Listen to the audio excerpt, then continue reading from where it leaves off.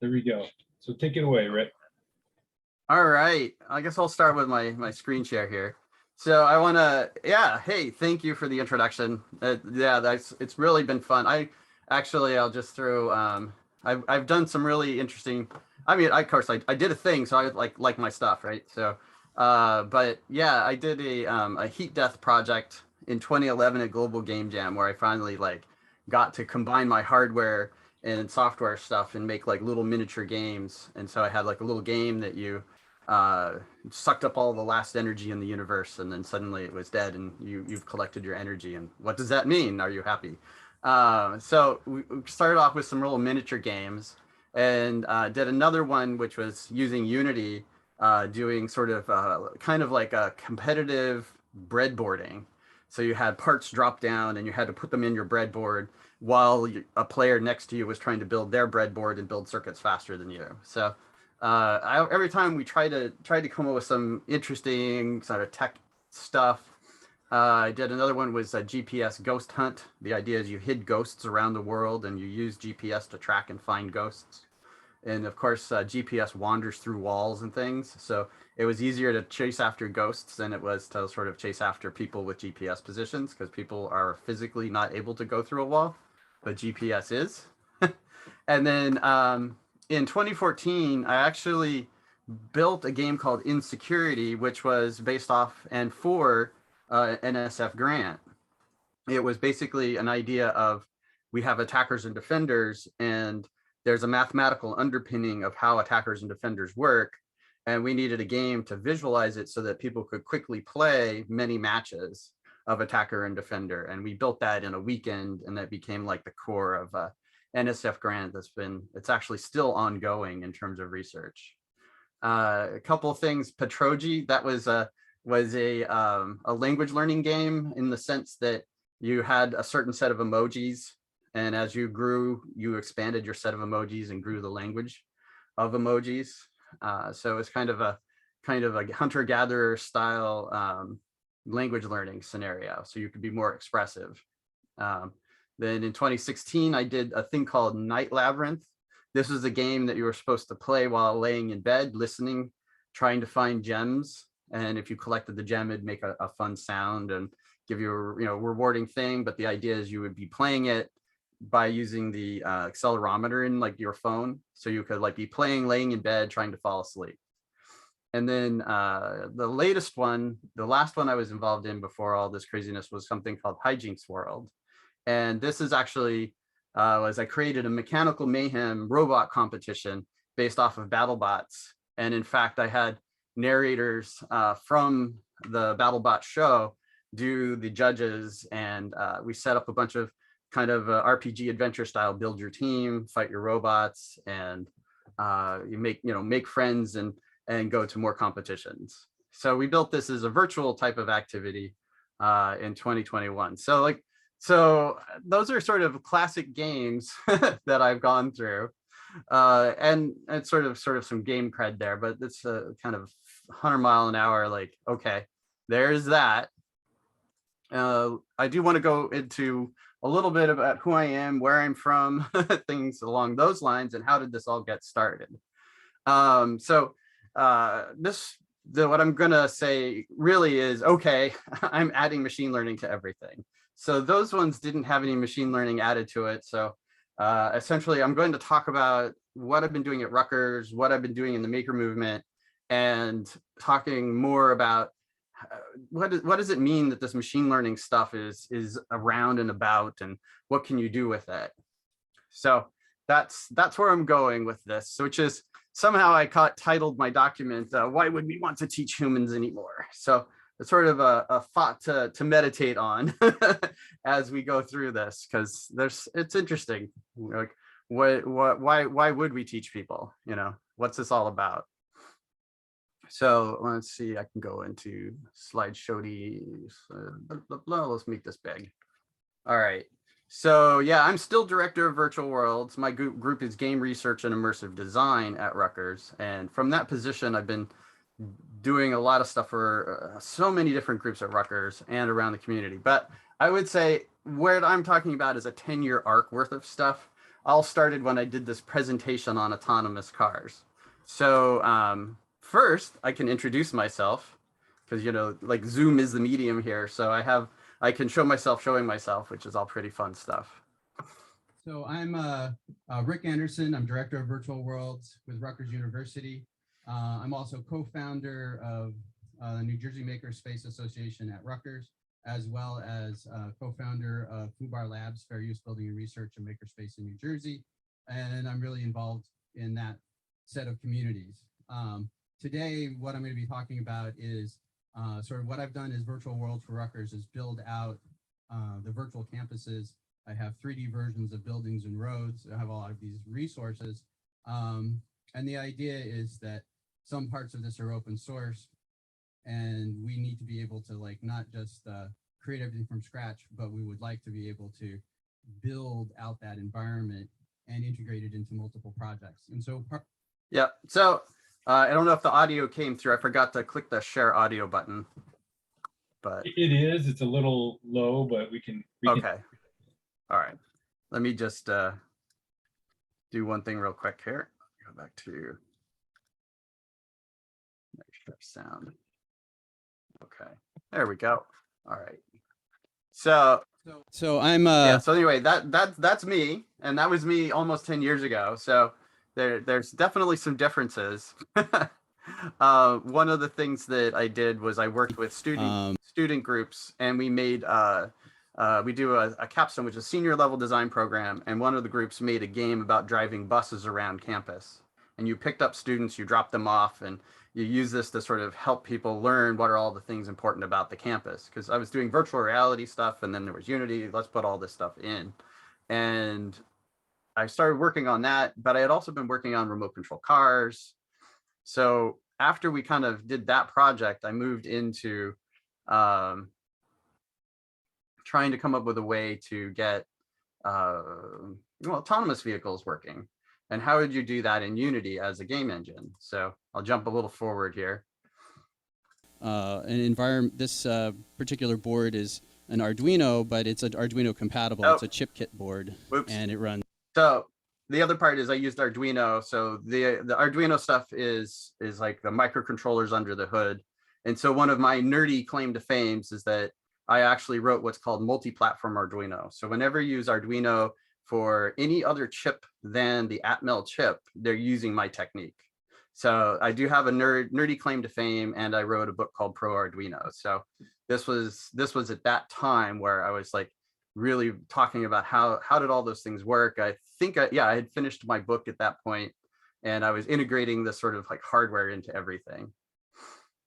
So in this case, it was, you know, the hardware for the brain of a machine learning car, and how would you take hardware and hook it into Unity, for instance? And then the last portion was we set up an algorithmic racing, and this is a prototype for where we've come, like thinking about this being almost 10 years ago. Oops, no, come back here. So I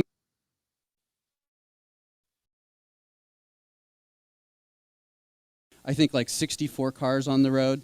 Of course, smart, but what we're going to do with this project is try to make that AI better, try to make this world much more interesting, and see what happens. So right now we're just looking at one car, but I think one of the things that we can think about is that this sort of project has this ability to scale and understand the scale and scale the AI as well. So I have that same simple setup here, but I have, I think, like 64 cars on the road. Of course, so I think if we have a better algorithm, right, they probably won't be mashing into each other quite so thoroughly. But I think, you know, if you got to start someplace. So if we were starting with vehicles, there would be, not a lot of humans left. But the thing that's really interesting is the emergent behavior here is that they will push each other across the finish line eventually. So there's emergent behavior that you may not really want in real life.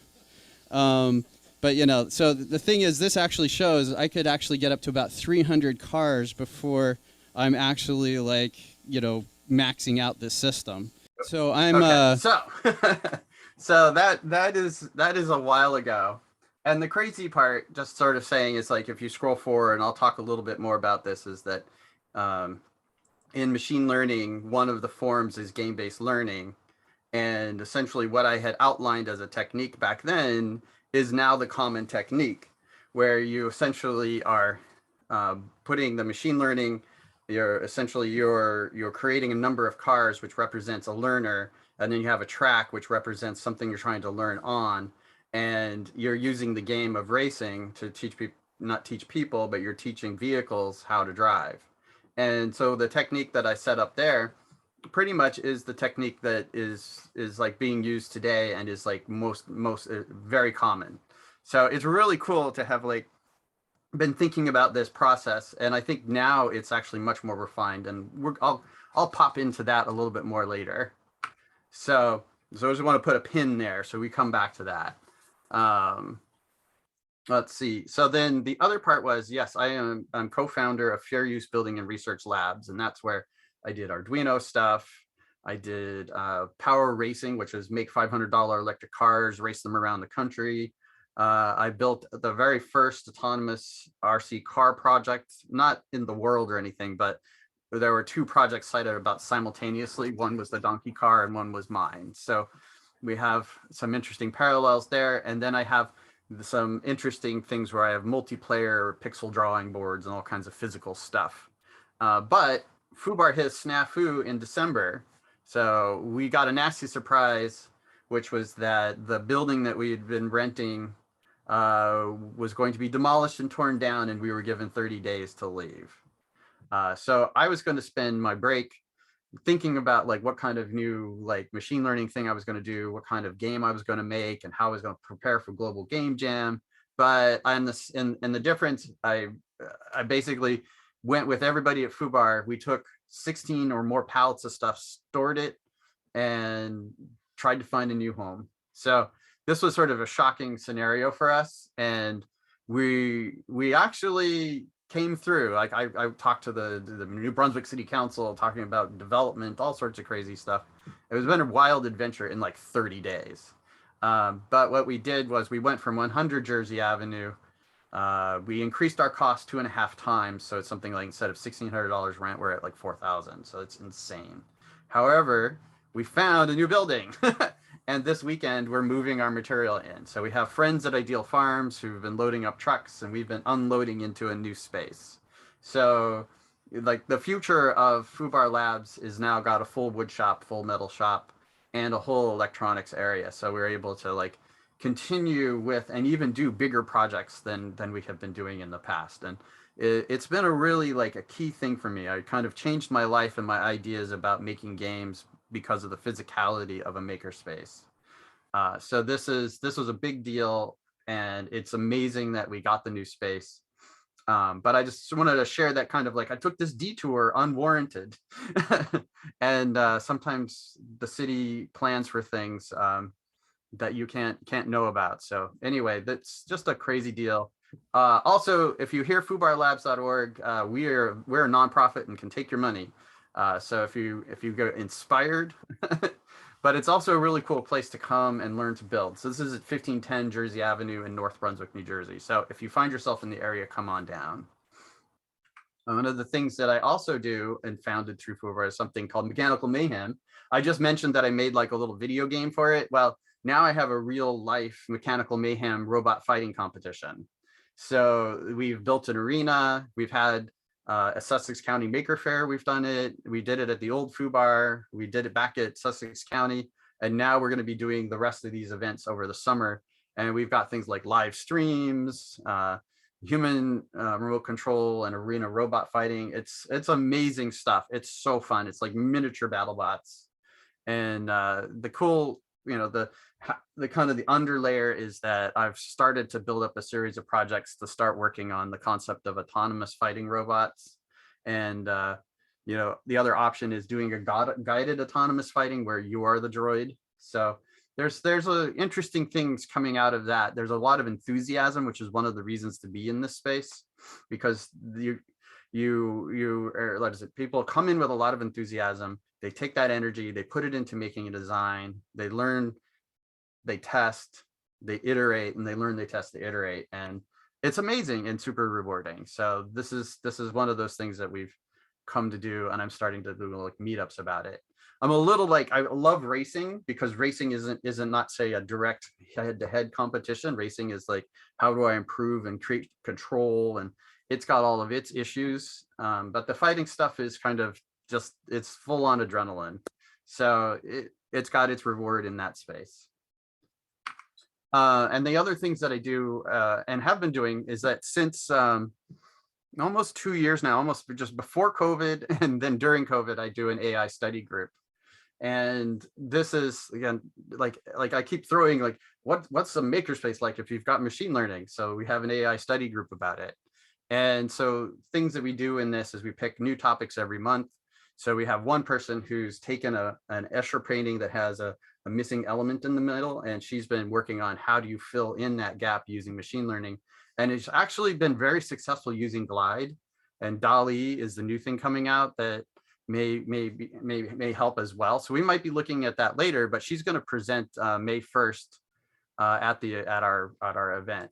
The thing I wanted to mention is, right, I have to log in, is that I use a bunch of tools like Kaggle and things. So this Star Trek: The Next Generation thing is actually, so I'm just going to point to it, which is that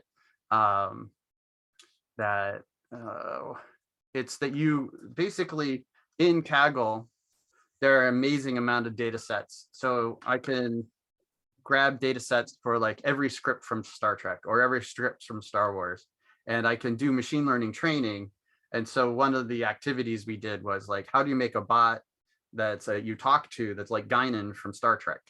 And so you have to grab the dialogue, and you have to use what's called a GPT-3 model, all kinds of fun stuff. But we explore these topics, and one of the most fun ones was creating bots that spoke like your Star Trek characters. And this comes in later because how do you give character to sort of non-player characters? So this is an interesting problem. But the AI study group digs into these things, and we just pick a new topic every month. Anyway, that's basically the FUBAR journey at the moment. And I invite you guys, the AI study group is always virtual, so anyone in this group can also attend that. I have in the presentation, I'll have a link to the meetup. But yeah, so I do these, they're kind of like, I try to do something that's like hands-on. I do something that's theoretical, but AI study group is a good thing for that. Then I'm gonna finally return back to Rutgers, because FUBAR was a little bit on fire, and now we're doing better, but we have to do better. So at Rutgers, my team is game research, immersive design. We've got educational game design, we have virtual worlds, augmented reality, and we're part of teaching and learning with technology. So we've done games like the Arbor Trail, which is augmented reality, explore a historical trail behind the University Inn Conference Center. We do Quest for Wellness. One of the ones I want to see if I have like a little link over to, oops, let's see here, is kind of like, this doesn't have machine learning in it, but it's about the like what you can do with extended reality, because I think machine learning, extended reality, there is a strong connection. So in this game, we're trying to learn about the campus. We're trying to learn about Voorhees Mall. And so the idea is that in this Voorhees Mall area, there are people who do some work, and they might be able to help you. So the idea is you go around and you need to be able to figure out what building they're in, what kinds of information, what do they do. So we have an extended reality app over in the Google Play Store where you can go and discover this. One of the things that we did that makes it a little more accessible is we actually printed out all of the cards. So you can print this out in your own home, and oddly, you can play the game by showing it the right card. So we do a bit of like, you could do this in real life, discover these targets and things, or you can play virtually by using a card deck. So this is one way like to make something accessible that's not. And that's actually my Arbor Trail project. We do the same thing. We have a deck. If you can't walk the Arbor Trail, well, why didn't you play it with the card game? So we've got a physical bridge there. Oops, I'm clicking clicking. All right, so then let's see. Okay. What else? All right, so in terms of getting all of this done, nothing happens just by myself, right? So I've got FUBAR Labs I'm learning and experiencing from, but at Rutgers, it's like I've got game research, immersive design, my group. I've got new media. I worked with them to get them to do the 360 video and the machinima stuff, the Rutgers Makerspace, the teaching and learning with technology. And then I do team ups with Center for Math, Science, Computer Education. I created the Maker series, and then I made an AI Maker series with them. And then we're in the division of continuous study. So my sphere at Rutgers is a little like not so much is in the continuing ed space that overlaps the credit space, whereas a lot of the a lot of the traditional things are always like, here's my credit zone, and this is the stuff I can do within that. So I get a lot of leeway because I have these good partners. So whenever I talk with my partners, or I talk with faculty, or whenever I approach something, there's always this challenge. And it's, to me, I bring the challenge to find the game. Is there a game there? So I think of so much that I've talked about like as games. So there's a robot game, there's the, all of these different elements. But whenever I work with faculty, I'm trying to say, where's the game? When I work with different people on other projects that don't seem like games, I'm like, still, hey, is there a game here? What's the mechanism? What makes it work? And so finding the game is this challenge that I hold on to. So, so I think early on I was talking about, well, why do we teach humans? And then I have this other question of, is there a game there? And are we putting things where they shouldn't be? But typically, there is a there if you frame it. So that's a challenge, is getting that frame. So then it comes to another question, who are we, and then who do we design games for? So if we're game designers, we have our perspective, we're the who we are. So I talked a little bit about where I come from and things that I've done that sort of shows some of my perspective, and a little bit about who I am. But like, there's so many multitudes, right? You're limited to know. And then who do we design the games for becomes another big question. Because as I've worked in this space, I'm working with faculty, and they're like, well, I want to gamify something, right? Well, if I'm working with them, I'm helping them think about the game design for their courses. And there's this idea about game-based learning versus gamification and the difficulties between them. And I think that one of the things I've learned working with faculty is that they don't have a lot of control over the system. So they have to kind of take the systems in front of them and modify them and figure out where the game is. And so I think these questions, who are we designing for, who are we and our ideas about designing. So anyway, this is a challenge. So one of the ways this has impacted my choice of game and the type of games that I like to make has been working with violence prevention and victim assistance at Rutgers. So this is a group that runs a program called In Their Shoes, and the program is basically an interactive program presented by the VPA staff, used to immerse participants in learning and understanding about unhealthy relationships and interpersonal violence. So these could be pretty triggering. They could be like, they're real stories of real people. And it was like, how do you make a game out of it? How are you being respectful? Well, this is that kind of the role play that happens. You have Andrea's story, Mercy's story, Kai's story, and you're trying to be in their shoes, and it's to generate something that's in a facilitated conversation. So Kai's story is step into the shoes of a trans college student experiencing dating abuse perpetrated by his girlfriend. And then you jump into this person's shoes and you start playing from your point of view. But you'll see here, like the workshop, it's a workshop, and we did it for that particular reason. And I have a code to get into, but it's like, these are mediated activities. So so essentially, it's like, I want to share them, but I have to kind of go through a special way to get in. So I do start the game. It has the content warning. So the game may include descriptions of sexual violence, partner violence, domestic violence, stalking, harassment, transphobia, racism, abuse and microaggressions. These things can be pretty rough. there's a helpline, that kind of stuff is all in here. So we have to think about who we're designing for, because they're the people that really had these problems. Then you have a room full of social work, or maybe you have a room full of gamers. In fact, they did this with the game club at the university. And they're, you know, who are those people? You know, you got to give them some information about what's going on. And so in our scenario, we do a little bit of how to play. We have a choose your path. You're working through that person's story. And then as you go through, there's a reflection journal. And the reflection journal are key questions as you go through to think about the decision points. And then that's how the game basically structures, so that when you're done with the game, there's a set of questions and experiences for the workshop to then leverage off and bring that conversation into a discussion with your peers in the room.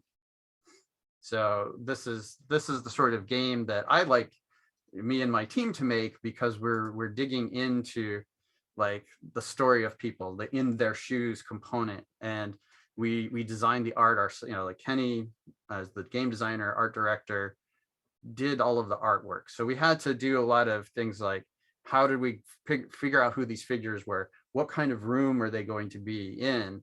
What kind of journal, you know, are you going to give people access to?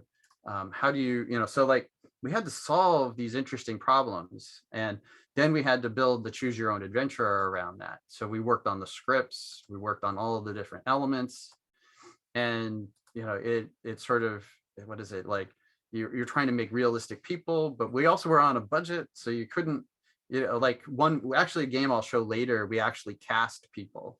This time we sort of started casting people, but oddly we actually used MetaHuman to sort of get more people. And there were some interesting problems with that. I'll jump into that a bit later. So the problems began later. So we work into the person's stories and we bring people through. So it's the writing, it's the visual, it's the components, you know, style, all of this has to come together to make that compelling project. So that's the game. These are the games that I like to make, because they're sort of bringing you out of yourself, and I would call that it's immersing you emotionally. I'm not telling you you should feel a thing. The idea is this situation, the things that people do will bring you into that, and that's why immersion, game research, immersive design is important to me.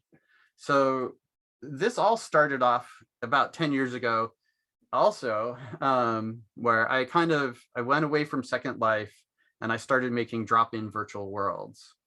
And when I did that, I started using Unity for it. And then Unity dropped Flash support. And for more than 5 years, I was running like this sort of ancient technology. And so we did a lot of stuff with that ancient technology, but what I found was it's really good at putting you in a space. But 10 years ago, these are the avatars that you had to pick from. You had that therapist, you're going to pick a person and role play. You had a limited number, low graphics.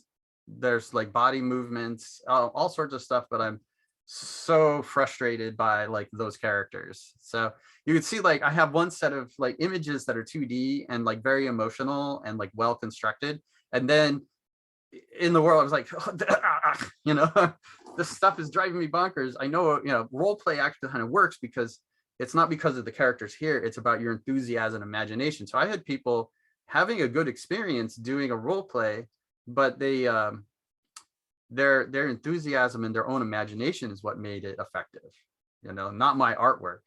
And this was actually off the shelf stuff. So that's where I would say now we're in this weird world. This is that machine learning everything business, is that now you can get over 50 ready-made metahumans. And, you know, when we were doing the thing with those characters before, the same thing 10 years ago was like, and you can get 50 ready-made metahumans, and they're very different. Our metahumans now are very different than our metahumans then.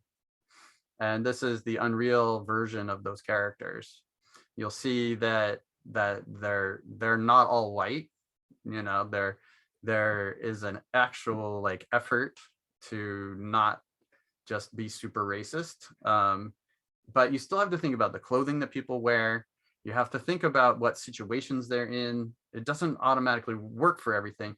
And then we discovered that emotions, like the characters can have emotions, but how are you creating authentic emotions? How are you creating that connection? How's that emotion? How's that feel coming through? I'm like, so we still didn't get to this core problem. So I'm just gonna leave it there, is that there's this core problem of these things that we just haven't quite got to, even though it's more realistic. Now, I think we'll get there. That's the crazy part. And this comes to one of my points that I also want to make, is that we're kind of like, because of these things, we're building a real world for virtual humans, essentially. When I create a scene for my characters, that's a real world for that character. Now with machine learning and creating non-player characters from machine learning, if I start giving them a script, for instance, and I start giving them ways to interact with the world, I want to lift up an object, I want to push an object, I want to do these things, we're building a real world for virtual humans. It's kind of an interesting conclusion from where this stuff is taking us. So I just kind of underline that, is that this is like an interesting point, was when I was designing back before, I wasn't thinking about the contextualness of that. And this is what I was talking about, what was missing. And so I don't have a slide on this, but I have a project in the back burner that's basically, well, what do you need to do to have an authentic emotional connection? So if sitting down with a machine learning solution, this is what you would do today. Whether this is ethical or all kinds of stuff, I think you still have to think about that, right? But the idea for one of the ways to do this is your motion capture real people, their faces and emotions. Then after you have that motion capture, you run a sentiment analysis, and there's a lot of off-the-shelf stuff for sentiment analysis. You can also do emotional analysis, and then digging in, there's a little bit different. Sentiment might be 5 things, and maybe you can determine 10 emotions, right? They're 2 different systems that haven't yet unified. So that thought process of emotion and sentiment hasn't really worked itself out yet. But one of the things that happens would be, I could perform sentiment analysis on real faces, take the motion capture of those, put them on the new metahuman faces, run the same scenario of emotion and sentiment analysis, and say, do I have the same in both? And so that's a capture and compare the sentiment in both spaces. And you're like, can I trigger these things by doing an emote? How do I emote in my text so that these things happen at the right moment? So there's still there's a project there, and this project is moving along. People are generating meta characters and these sorts, all along this pathway. But this particular project is one of the ways you can get that emotion to tie together. I introduced the idea of something called a latent space. The main part in this latent space concept is that I'm right here, here's my face. And if I make a virtual me, there's a set of data that's very similar to me. And there's another set of data that's similar to me. And that area of similar to me's is a latent space, because you could pick any one of those similar to me's out of there. So in terms of making a realistic version of my face with emotions, I would do something like pull from the latent space a 3D model and a texture of my face. So anyway, there's an experiment, and I haven't had a chance to really run through it, but there's, again, this is like one of the ways you might create emotions that feed back and forth. So I'm gonna put a pause on that one and just say that's kind of a complete arc in terms of, like, when I'm working with all this virtual stuff, I'm hitting this point and there's this weird machine learning space of solving things, and are we really solving it? So I'm going to scroll back, and these autonomous cars are basically one of the projects that I'm working with that teaches kids how to, what is machine learning and how to race around and what do you do. And then I partnered with the Chia Edge group at the Chameleon Project at University of Chicago. And this is, so all the things, okay, let me, so what I've done is set these virtual vehicles up with a Raspberry Pi. The Raspberry Pi has the model on it, and I can send the data collected to a supercomputer at the University of Chicago, train the new model with the weights and biases and put an updated model on the car on the fly.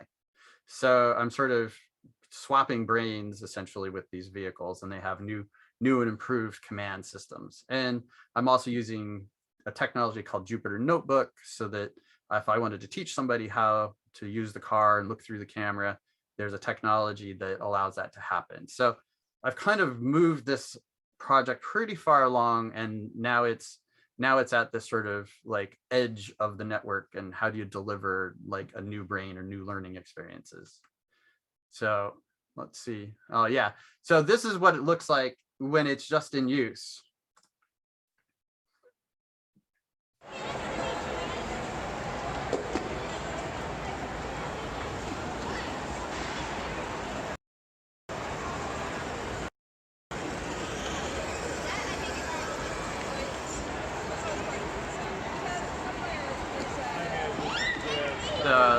So anyway, what you'll see in this scenario is that the kids are actually moving the cones while the car runs around. And one of the funny parts is the car learned orange cone, didn't learn orange cone, it learned bright color. So it actually chases the pink pants around as well as the cones.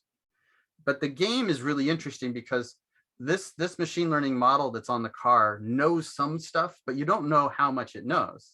And the kids in their own play are not saying, how fast should the car go? They're saying, what can the car do? If I move the cones a certain way, what is the shape of knowledge that this vehicle expresses? So they got it to do figure eights, they got it to trap itself inside, they got it to run on the outside of a circle. And this was all from one set of learning experiences, and they determined many of the different things that it knew. So what could it succeed at? What could it fail at? So this is an interesting part about play. Play is this interesting area where people, like in this case, the kids actually found the game. They first said, how can I drive it? And I'm like, no, change the track around and see what happens. And so that's where the game emerged. And so this is one of those things where, yeah, it's neato that I have all this edge learning stuff, but this is the part where like suddenly it's rewarding as well as interesting. So anyway, this project is really like just incredibly fun. And when we're post-COVID times, it'll be back out and we'll be playing it with other people. And then, yeah, I have a poster for the stuff I've done at University of Chicago for this one. Basically, we're going to do version 2 over the summer. So it's sort of more of the same, but even better. So much nerdy stuff under the hood here. I'm just going to keep on going now. So I'm going to change my thing. I was talking about finding the game. So I'm going to go to finding the game in machine learning. You know, it's game-based or gamified learning for machines. So this is like kind of another little corner of the tour here. And this brings me to Unity again, actually. This is where I was at the beginning in Unity. They created Unity machine learning agents. And so you'll notice that they're agents. So these are basically little NPCs that you can train that are going to do something in that space. And so like if it's going to balance balls on its head, you'll see they copied a bunch of them. They have a bunch of them balancing balls, and every single one of them is another learning experiment. So if I wanted to increase the amount of learning experiments like I did with the cars, you just copy and paste more of these characters into your game scene. And now you go from having 12 learners, I copy and paste it, I can go, 100 of learners, 300 learners. And so I can have all this parallel learner about learning how to balance a ball on your head. But that same technique of balancing a ball on your head is essentially very similar to all of the other techniques that we talk about in machine learning spaces. So let me just pop over to, I'm gonna click this guy and pop over to the ML agents. So the ML agents is really pro. So I do a lot of machine learning in Python. So this lets me take all my PyTorch and Python stuff, jam it into a learning scenario, and then I can run Unity from Python. And then I can also do the crazy part where I can send my project to the gym. So this is one of the things is that the gym is essentially is an OpenAI toolkit for, oops. So as a toolkit where basically it runs your game for you over and over and over and over again. So you might have 100 learners in a game, and then you run that game a whole bunch of times, and it goes to the gym and it comes back with all that extra learning. So essentially, we actually have this thing where now we're not only have these agents that do things virtually, we have agents that go to the gym and learn stuff. So we're building up that building things, you know, the idea of finding the game, because one of them is like, you know, there's a game like Space Invaders. That's a game, you identified that, and now you learn to play it. So in the game of balancing a ball on your head, you know, if it falls off your head, you have to code falling off your head, and you have to code some movements and things and random positions. But you find the game there and you build the game in Unity like you would for a human, but now you're building the game in Unity for a virtual agent who's going to learn the activity and to play it. So we're really now designing for our machine learning process. You know, these agents need a game environment design. So I could have a career making games for nothing real, you know. It could be a new, you know, it is a new and up and coming space. But let's say this succeeds, right? And we've got our emotions. So now that non-player characters are so good, you know, humans have to prove they're human. And we already know this because of CAPTCHA and all these other things. So now we have to tell all of these systems that we're not a robot, you know, and being able to tell we're not a robot gets a bit harder. And I'll just put this, which is my artificial intelligence is, you know, one of those things is it helps us determine what isn't intelligence. And so there are a bunch of things that we have to do, but somehow we have to find a way to prove this, that you're not a robot. So it's like, essentially when you look at the griefing side, you have bots that want to get into your bank account. Well, they're going to bank for you, but they're going to bank for you and take all your money. So you don't have to design bots to do that kind of activity. You can design bots with other kinds of activities, but you could set them up in like a Unity and send them to the gym and train them too. So, but yeah, so this is just a really weird stop on the thing where like, okay, well now you have to prove that you're not a robot in order to do your human stuff. So this goes to non-player characters. I really want to underscore one technology called Jupyter Notebooks. I don't know if anybody here has used one of those, but I think of it as living documentation. Essentially, it's live coding. And that's where I do everything from my Star Trek dialogue stuff to my Dungeon World character designs. So I'm going to take us over to Nerdland real quick, my favorite place. So I was playing Star Wars Force and Destiny, and a friend of mine was setting up Cyberpunk.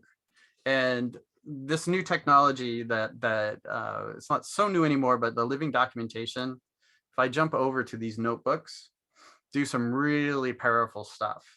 So if I wanted to make a virtual character for a game, I have to think, what's the character sheet? How do I roll dice?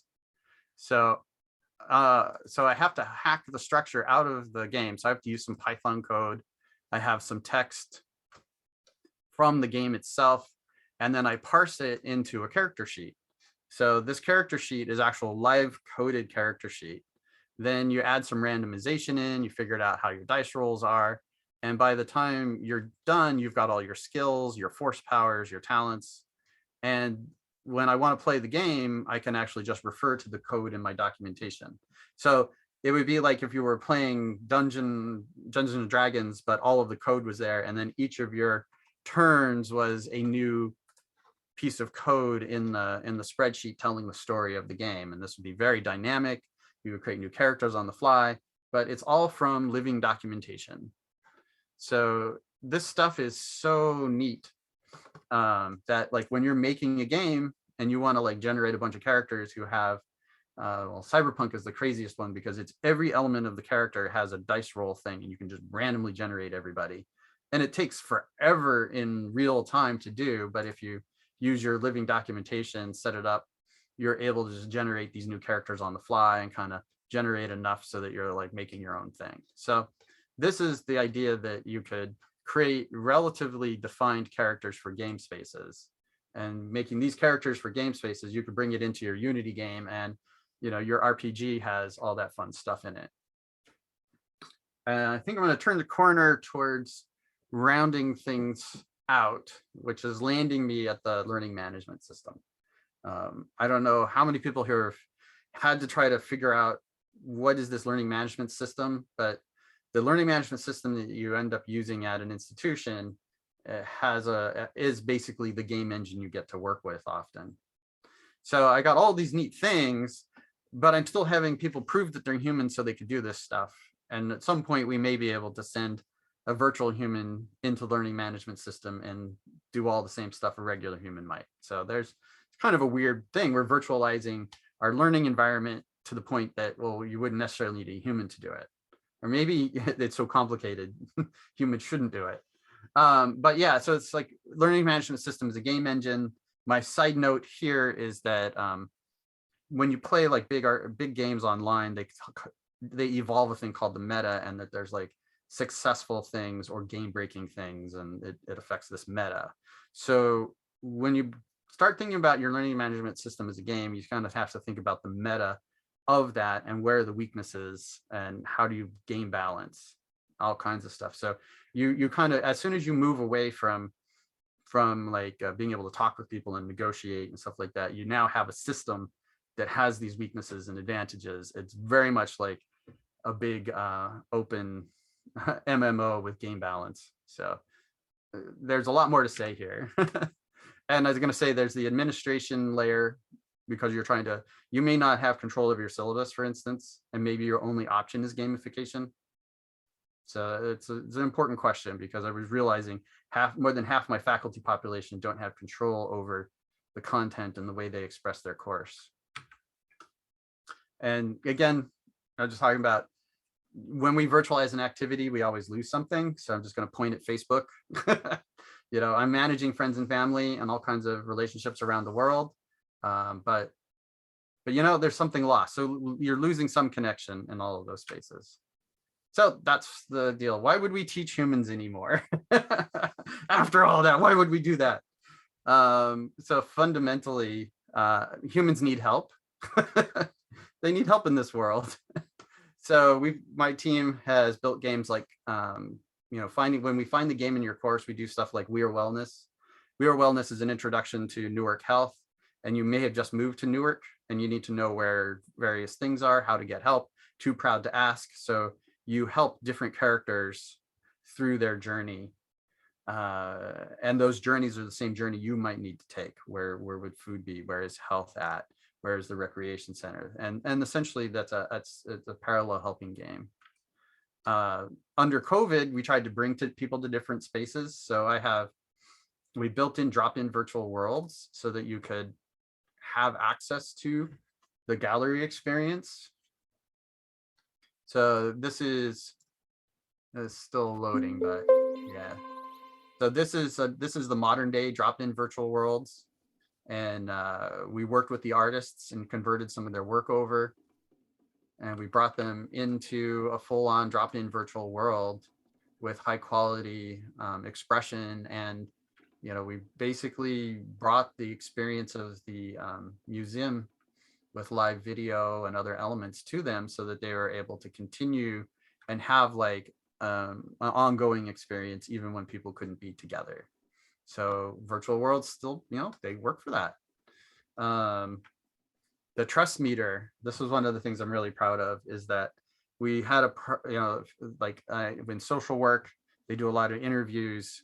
They need to find out who comes into, if you come to this, if you come in the thing, who are you and how do you rate to and how do you build trust? So we had to find the game in this conversation, which is like somebody's asking somebody's a prostitute and now their trust is being lost, and you have to play this game until you build trust. And we actually use the words of trust, and literally you have to win by getting all the trust. So this is stuff that's important for humans to be able to understand, these contextualizations, and how would you build trust? There's a small exercise. Then we also did another one with the Vasi group at Rutgers.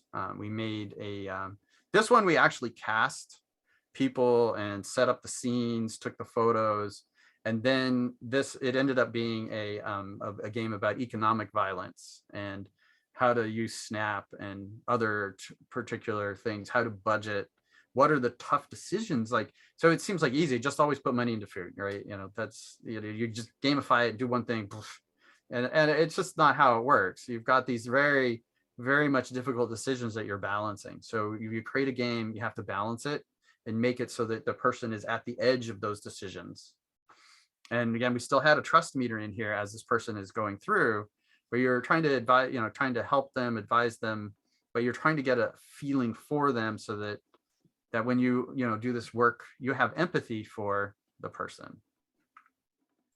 And I'm going to round this one out with the big game that I've been working on, which is Shelter. So Shelter is based off of, during the pandemic, what does it mean to shelter in place when you have no shelter? And this project collected a bunch of oral histories. They interviewed people. It talked about the perseverance and the pressure and the difficulties that they had. Where did they live? And then Shelter is an organization that provided some help, and people have to learn to take advantage of it. And they have to empathize. So we created, with Collab Arts, a really wonderful organization in New Brunswick, we created a game that they had a game designer for, and my team put together, and I did all the coding on it. And so the idea is that you have a set of people who are living in community housing. They have different goals in their life, and they're going to try to get those. We've got the artist, the chef, the entrepreneur, the father, the athlete, and you get to be these people. You can be one or more of them. And as you go through, you have, essentially, it's a board game. So it's that you've got event, rent, roll, and resolve. The year, everybody gets some resources. You have to pay your rent. I have some food I'm going to pay with that. I got to roll these crazy dice. When I roll dice, I get resources. So I got 1 perseverance. I can roll again. I got some body. So essentially, perseverance, pressure, and shelter are all key measures on here. Objective cards are things that you're trying to do in order to get some objective, grow in the world, have a journey. So we have journey points. And you play 1 year in their shoes, and you might have pressure, you might not be able to pay rent. All of this goes through, and as you go through this process of living in their shoes for a year, you do get a readout at the end. The part that's missing right now is it should say how much pressure you were under, how much perseverance you showed, and how far on the journey did you get. So I have a little bit more work to do, but I just wanted to preview that with everybody. And let's see. More surprising projects. I'm also doing machine learning extended reality stuff for language learning. This is a whole other zone that's so amazing, but we're building infrastructure for supporting machine learning with your canvases, with your learning management system, so that you could leverage a topic like language learning on top of it. So humanities could benefit. And I'm just going to stop there. I know only 2 minutes maybe. But that's so anyway, that's sort of, that's what I've been up to. And yeah, I don't know if you guys have questions or have time to do any additional discussion, but I'm here. As much time as you want to take, Rick. Does anyone have questions for Rick on any of the projects, or questions about machine learning or how some things might work?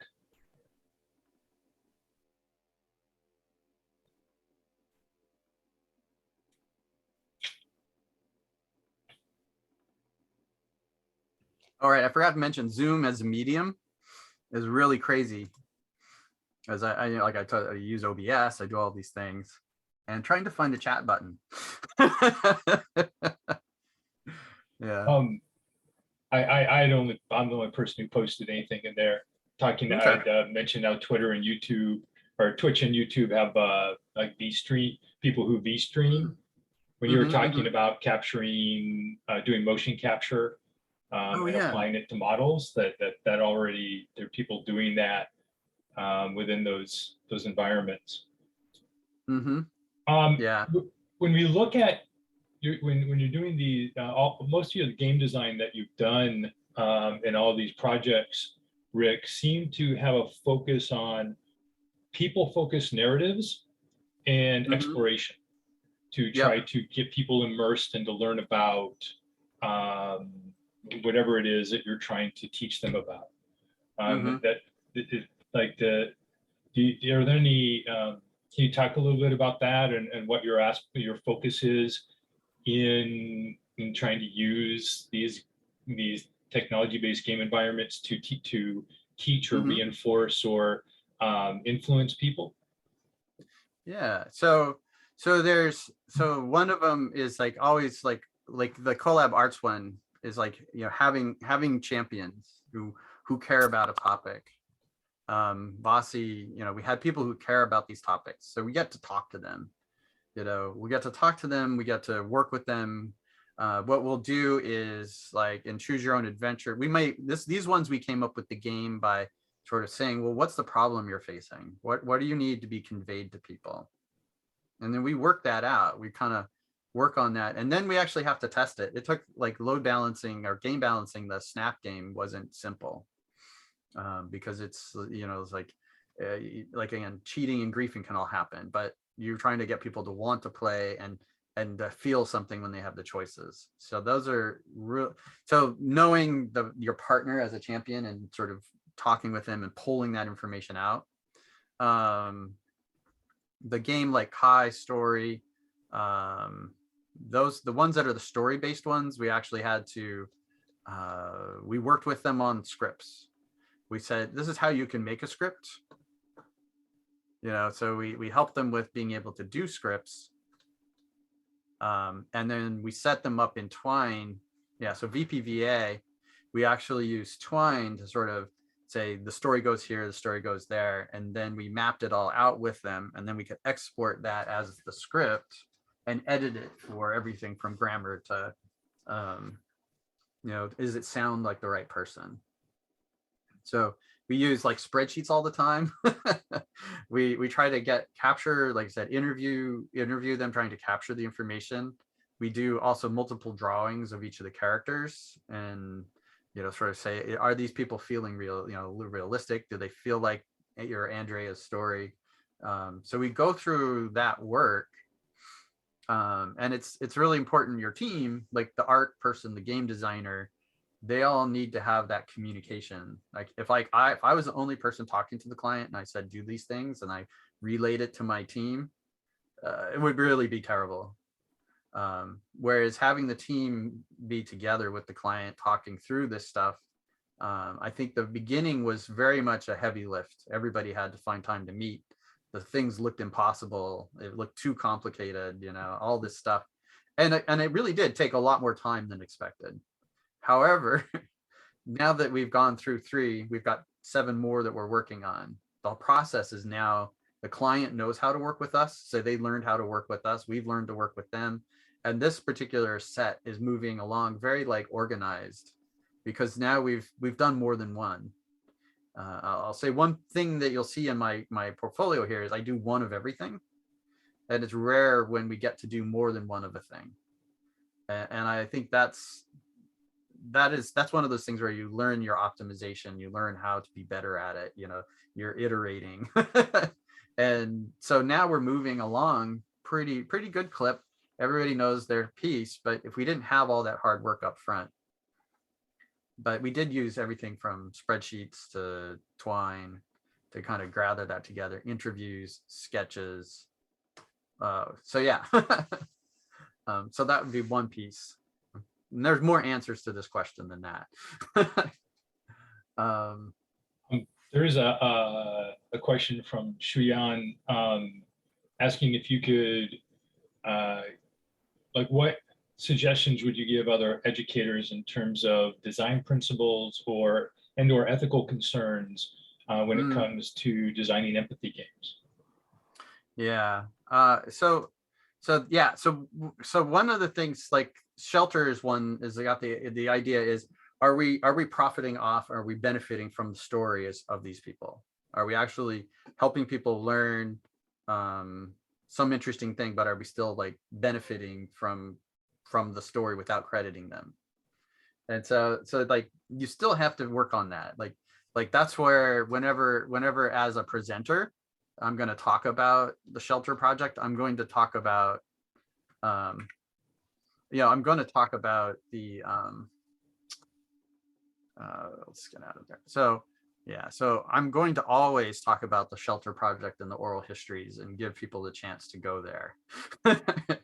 So sometimes I have to do it on the outside of the game. Then this one, we've been building up our tutorial, we've been building up the in-game documentation. And the thing that it needs to say is the same stuff that I would kind of indicate in my presentation. So I need to bring that kind of values back into the game itself. So then the other part is when I'm working with like the trust game and the in your shoes game, I'm working with people who run workshops with real people. And it's not like they have, it's that they know the people in the room really well. And they know what kinds of reactions and they know the stories that they want to tell. And we've just helped them find the game and the story. And so we're working within the emotional framework rather than kind of outside the emotional framework and injecting our goal into it. So I'm always trying to look inside the structure, and I need to know if I'm inside the structure or not. And I need to do some play testing to sort of say, did we make our mark? So just to kind of paraphrase, you're kind of saying like in each of these, you as the designer are really, you're working with experts. And so you're kind of focused on utilizing their expertise, and your focus is to design and play test to try to match the goals and that meet the scientific, match their science-based expertise while still being an engaging and fun game that meets the objectives, right? Yeah, no, that's actually that's the right on the top of it. That's what I'm doing.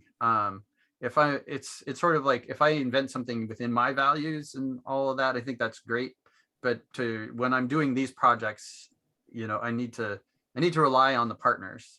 Now, sometimes the partners are really, I'm like got an engineering project that's that mathematical sort of idea of safety. And then I have a community group, and the two of them need to talk to each other to figure out how this sort of mathematical expression of safety will work with the real world version of safety.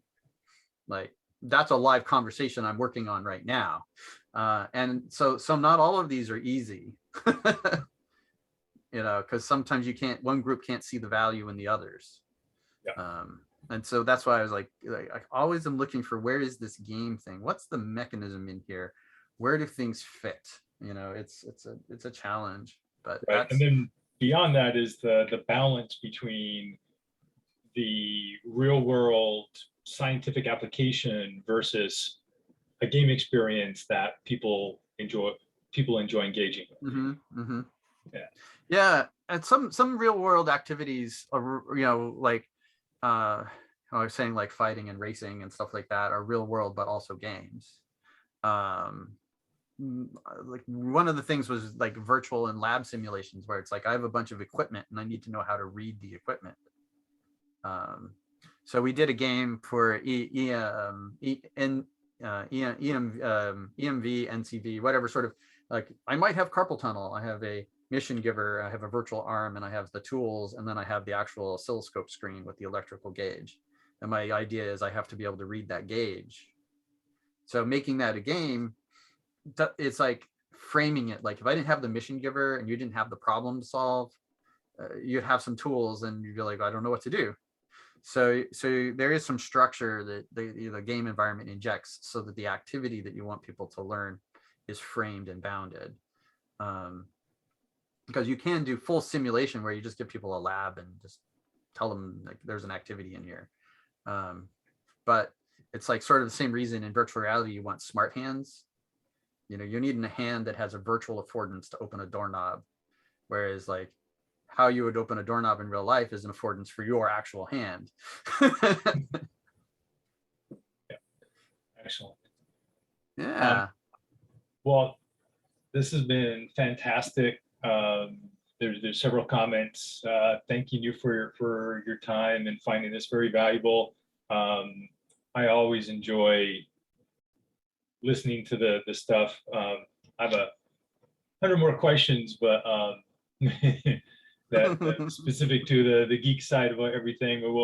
I'll catch up with you at some other point. But this is fantastic. Thank you so much for your time and sharing with us today, Rick. Really appreciate it. Thank you. It was super fun. I rarely get to tell the whole story. So today you got a lot of the story, and I appreciate the interest. So I'll just wave goodbye and thank you all so much. Excellent.